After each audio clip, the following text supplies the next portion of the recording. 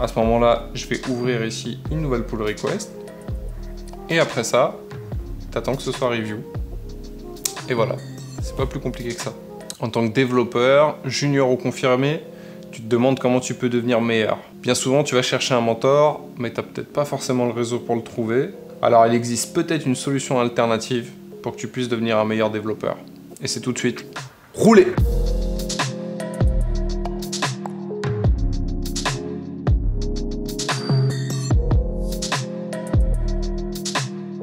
Mais aujourd'hui, on va parler open source. D'ailleurs, je serais curieux, avant de commencer à parler de ce sujet, de savoir s'il y en a parmi vous qui ont déjà fait des contributions open source, quelles qu'elles soient, et si oui, à quelle hauteur. Et s'il y en a qui ne l'ont pas fait, peut-être pourquoi vous ne l'avez pas fait, ou qu'est-ce qui vous freine, qu'est-ce que vous n'aimez pas. N'hésitez pas à le dire dans les commentaires, ça me permettra de vous connaître un peu mieux. Si c'est la première fois que tu arrives ici, moi c'est Tony Go, je suis software engineer, à côté de ça je fais un peu d'open source, un peu de freelancing, des vidéos, et sur cette chaîne je te raconte mon aventure dans la programmation. Du coup on revient à nos moutons. La désignation open source ou logiciel libre, on va rester sur open source, en fait va s'appliquer à du code ou à des logiciels qui répondent à certains critères, notamment le fait que le logiciel soit accessible, que le code source soit accessible à tous, qu'on puisse le récupérer pour s'en servir ou pour faire un dérivé du projet. Il sera pas rare qu'on ait envie de prendre un projet qui nous inspire ou qui a une base quelconque pour le forker et en faire quelque chose par-dessus. Très souvent, les projets open source, c'est le fruit d'une collaboration entre plein de développeurs qu'on appelle des contributeurs. Et donc, vous pouvez vous balader sur les repos des librairies que vous utilisez tous les jours, React, et vous allez voir sur le côté, il y a marqué Contributors. Vous allez voir la liste des contributeurs qui ont permis de rendre React.js possible, AngularJS possible, Node.js et bien d'autres. D'ailleurs, si ça vous intéresse, il y a un YouTuber qui s'appelle CocaAdmin qui a fait une petite vidéo sur la création de Linux et Git, et donc justement avant que Git existe. Et c'est assez intéressant de savoir à l'époque comment les contributions étaient faites. Je vous mets le lien dans la description, vous puissiez aller voir ça après cette vidéo. Hop là. Je sais pas pourquoi on kiffe tous les youtubeurs et kiffent faire des cafés d'été et puis... je sais pas pourquoi. Alors, en quoi ça te concerne tout ça? En quoi ça peut faire de toi un meilleur développeur que de t'investir à faire des contributions open source? Il y a deux aspects. Il y a un aspect purement technique et je trouve qu'il y a un aspect assez général. Premièrement, tu vas soumettre ton code à des gens que tu ne connais pas, que peut-être tu n'as jamais vu, avec qui tu n'as jamais travaillé, qui n'ont pas forcément d'affinité avec toi. Et donc, ton code, il va être mis à l'épreuve de ces gens-là. Donc si d'habitude tu te faisais review par tes collègues, et bah là tu auras sûrement un feedback un peu différent. Tu vas aussi devoir être assez consistant dans ce que tu livres, parce que si tu bosses sur une librairie qui est utilisée par tout un tas de monde, quand on va faire une release, s'il y a une régression, ça va poser des problèmes à pas mal de monde. Du coup, tu vas notamment devoir encore faire plus attention aux tests qu'à la normale. Et je sais très bien que dans certains des projets, on laisse toujours les tests et la documentation de côté, et dans un projet open source, bah, c'est très compliqué si on fait ça. Et donc ça m'amène au deuxième point, la documentation.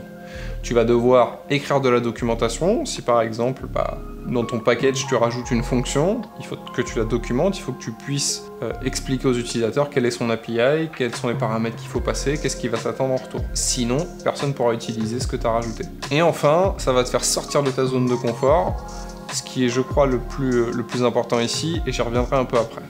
Ensuite, il y a 3 points d'aspect général que je voulais mentionner. La première chose, c'est que tu vas étendre ton réseau. Tu vas être amené à connaître plus de développeurs et ça pourrait te servir dans d'autres cas quand tu vas chercher du boulot plus tard. Tu vas devoir aussi améliorer ta communication. Je sais qu'en France, on n'est pas les rois de l'anglais. Et ben là, il va falloir que tu interagisses avec des gens en anglais tout le temps. En général, la langue dans les PR, dans les issues, c'est l'anglais. Et enfin, ce qui me paraît être aussi assez sensé, c'est que tu vas être utile aux autres. Tu utilises peut-être React.js, peut-être Angular, peut-être Express. Tu t'en sers tous les jours et pourtant c'est pas forcément des projets sur lesquels tu t'es investi. Et je trouve que ça a beaucoup de sens en tant que développeur de se dire qu'on peut contribuer à une communauté et en aider d'autres comme d'autres nous ont aidés. Ce que je veux dire, c'est qu'il faut peut-être pas passer tout son temps à faire que ça, mais de temps en temps contribuer quand on voit qu'il y a des choses qui sont assez évidentes. On peut commencer par de la doc, par des typos, par des tests. Il n'y a rien de mal à ça, ça permet de rentrer dans le code. Et je trouve ça finalement assez fair que de contribuer à un écosystème qui nous aide tous les jours dans notre boulot. qu'il y en a peut-être parmi vous qui ont déjà fait l'expérience de l'open source, qui ont envie aussi de transmettre peut-être aux plus juniors cette passion-là. Donc n'hésitez pas à me dire qu'est-ce qui fait que vous aimez contribuer. Moi, ce que j'expose ici, c'est très personnel, mais vous avez peut-être un autre avis. Donc n'hésitez pas à me le dire dans les commentaires. Comment trouver un projet open source sur lequel je peux contribuer? Et ça, c'est une question qui n'est pas forcément très évidente en fait. Déjà, quel projet? Alors, il y a deux façons de voir le truc, deux façons de pouvoir attaquer. Ce que je vais essayer de t'aider à faire, c'est de pouvoir potentiellement trier dans les projets open source au moment où tu te fais cette réflexion de faire des contributions. Il y a deux façons de faire. Soit tu as envie d'approfondir les connaissances de ce que tu fais tous les jours au taf, et tu vas regarder dans ce que tu utilises. Si tu utilises par exemple une librairie, tu fais du React, tu utilises une librairie de front avec des composants, tu vois qu'il y a des petites choses qui manquent et tout, c'est peut-être le moment de t'investir. Ça va t'aider à ancrer tes connaissances, à grandir ton réseau dans cet écosystème-là ou dans ce domaine spécifiquement. Ça peut être une bonne chose. La deuxième façon de voir les choses, c'est de se dire, moi je fais du front tous les jours, et ben je vais peut-être essayer de contribuer sur des choses qui sont plus back-end ou plus du compute ou des choses comme ça, parce que je veux équilibrer en fait. Je veux étendre mon arsenal de compétences. Du coup, je vais pas traîner dans tout l'écosystème front, je vais plutôt traîner sur l'écosystème back, ou sur un autre écosystème, ou sur un autre langage peut-être. Ça peut être une bonne façon d'apprendre un nouveau langage que d'essayer de contribuer en open source. Alors quand je dis apprendre, il faut quand même avoir fait un tour du langage, parce que sinon on va vite être rincé. Mais voilà, c'est les deux approches. Et donc, une fois que tu as choisi ce domaine-là, il y a une deuxième question qu'il faut que tu te poses, c'est quelle est la complexité du projet? Il faut que tu trouves, selon moi, quelque chose qui va te challenger, sans pour autant t'embourber. Parce que ça sert à rien si tu vois que les issues tu captes rien, que tu comprends pas comment est fait le projet, que tu as déjà essayé de lire une ou deux fois le code, c'est un peu complexe. Sauf si tu as quelqu'un qui peut t'introduire, là c'est différent, mais je vais en parler juste après. Maintenant on va partir du principe que tu as trouvé le projet, open source, ça te sent à ta pogne, tu veux te lancer. Donc là, tu peux aller dans les issues, commencer à lire, essayer peut-être de trouver des issues de tests, de documentation qui va te permettre de rentrer dans le code. Par exemple, si tu dois faire de la doc, faut que tu ailles lire le code avant pour comprendre ce qu'il fait, lire les tests, s'il n'y en a pas, en rajouter. Et ça peut être une bonne façon de rentrer dans le code, de commencer à se familiariser avec la code base. Donc ça, c'est la première chose. Ensuite, ce que tu peux aussi faire, c'est-à-dire que tu prends l'issue, tu peux commencer à dire moi je suis intéressé pour faire cette issue là, qu'est-ce que vous en pensez, etc., etc. Tu peux ouvrir le dialogue avec les contributeurs. Tu peux aussi aller les reach directement sur Twitter ou sur LinkedIn, c'est aussi une possibilité. Je pense que les issues, c'est largement suffisant pour faire ça. Et le fait d'aller par exemple sur une issue et de dire je veux bien la prendre, ça va permettre peut-être aux contributeurs de te l'affecter. Il y a moins de risques qu'il y ait quelqu'un qui vienne la prendre à ta place et que vous fassiez le même boulot à deux et qu'après vous soyez mis en concurrence. Donc pour rentrer un peu plus dans le concret, on va essayer de voir d'un point de vue pratique comment ça se passe de faire une contribution open source. Donc ici on est sur un projet qui s'appelle Node ES3, qui est en fait un projet open source qui va nous permettre, par exemple si on a envie de générer du code JavaScript, de générer des objets qui vont représenter ce code dans un AST JavaScript. Si vous connaissez pas ça, c'est pas important. Mais en gros, on a tout un tas de fonctions d'utils qui vont nous permettre de déclarer tiens, là je voudrais créer une variable. Donc du coup, on va créer un objet qui va avoir certains paramètres, et quand on va passer ça à un générateur de code, il va être capable de récupérer cet AST-là et de générer du code JavaScript. Pour faire simple, je vais avoir tout un tas d'helpers, je vais en prendre un au hasard. Ici, j'ai un helper qui s'appelle var_declaration.const, donc qui va me permettre de créer une constante, que je vais appeler mon array. Et qu'est-ce que je passe dans cet array? Je vais avoir ensuite un helper literal array qui va me permettre de passer un 1, un 2, un true et un bool. Ensuite, je vais passer tout ça. Bon, ici, on a un générateur de code qui s'appelle ASString. Pareil, je vous en dis pas plus. Au final, je vais me retrouver avec du code. Et donc, on a une issue ici qui est l'ajout de tests unitaires pour l'intégralité des variantes. Ce qu'on voit en fait dans les tests ici, c'est qu'on a du coup des tests de spec qui nous permettent de vérifier la consistance de l'objet que le helper va créer. Et ensuite, on va se servir de cet objet et du générateur ASString dans un autre test pour vérifier que si je crée bien un identifieur foo, ici je vais bien me retrouver avec le mot-clé foo qui est dans mon code. Et donc du coup, aujourd'hui, ce que nous on va essayer de faire, c'est d'implémenter du coup une expression d'import. Donc déjà la première chose, c'est que vous avez vu qu'ici l'issue elle est écrite en français, ça contredit un peu ce que j'ai dit tout à l'heure, mais Thomas Gentilhomme, c'est un mec qui essaie aussi d'amener les plus juniors dans l'open source et qui essaie d'ouvrir les portes un maximum. D'ailleurs, je vous invite à l'ajouter sur LinkedIn parce qu'il partage tout un tas de contenu qui est intéressant pour les développeurs. On a fait déjà une petite émission ensemble, je vous mets le lien ici, et il prépare du contenu assez lourd, j'en dis pas plus, mais il y a peut-être des choses qui ressemblent à des e-books qui pourraient tomber, donc je serai vous, j'irai le suivre. Et donc la première chose en fait, une fois qu'on a trouvé son issue, voilà, c'est d'aller forker le repo ici. Donc en fait, ça va prendre ce repo là et ça va le mettre sur votre compte. Et une fois qu'il va être sur votre compte à vous, là vous allez devoir le cloner ensuite.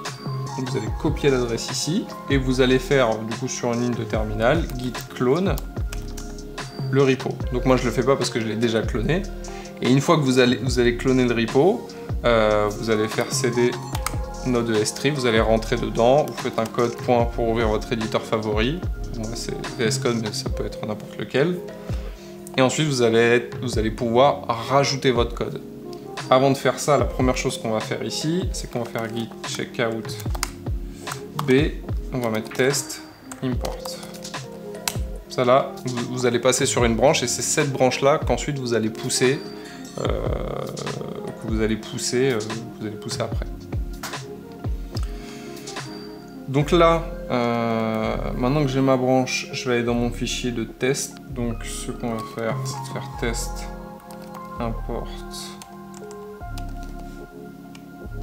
Où en fait, on peut se retrouver avec import comme ça, directement comme une fonction. Fou.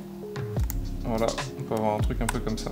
Donc nous, on va tester, essayer de représenter cet import-là, que nous on voit d'habitude comme du code, on va essayer de le représenter sous forme d'un objet avec les helpers. Donc on va faire const node. Vous voyez, j'essaye de suivre ce qui a été fait avant, j'essaie de garder la convention en fait. Donc je vais faire un es3.import expression, ouais, c'est ça, c'est bien ce que j'ai ici. Et en fait, import expression, elle prend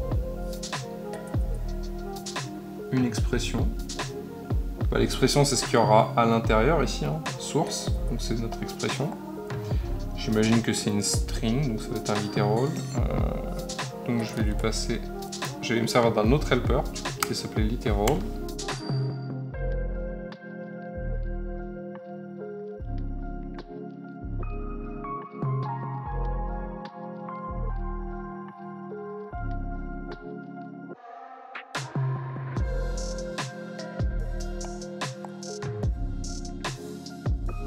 J'ai fini de rajouter la deuxième partie des tests. Alors il y a des choses qu'il faut aller checker.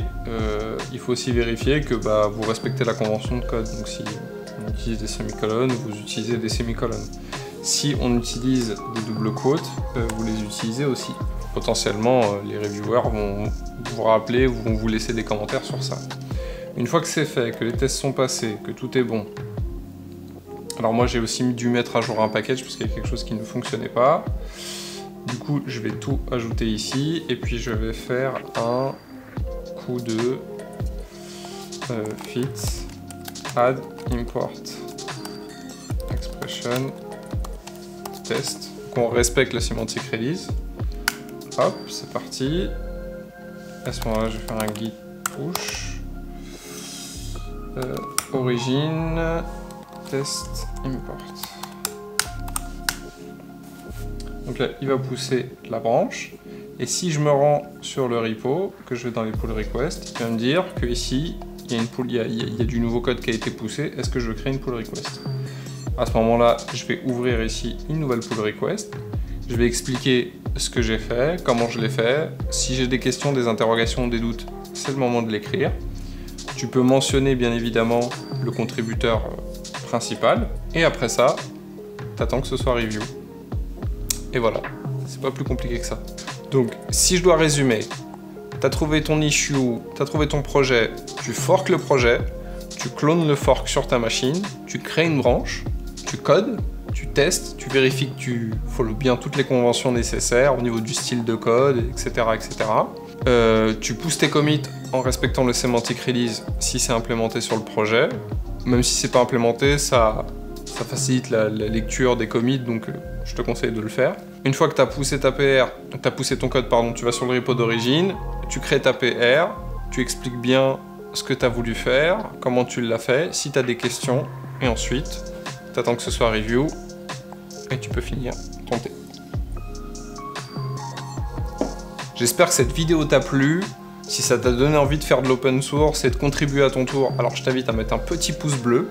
Si toi qui fais déjà des contributions, ça t'a donné envie de partager cette vidéo, n'hésite pas à le faire pour essayer de sensibiliser les gens sur ce sujet-là. Et donc je te retrouve d'ici 15 jours. On essaiera de savoir comment on est capable de gérer 90% des tâches d'un développeur front-end avec React.js, avec les bonnes librairies qui vont bien, avec tous les petits tricks qui vont bien. Si tu as envie de savoir quand cette vidéo va sortir, eh ben, je t'invite à t'abonner et à cliquer sur la cloche, le petit protocole habituel. Enfin, si tu as d'autres questions, n'hésite pas à me les poster dans les commentaires ou venir me voir sur Instagram. Et du coup, bah, à la prochaine. Tchuss. J'aime bien le tchuss, je vais garder ça. Qu'est-ce que t'en penses? Je t'en fous, ouais, t'as raison.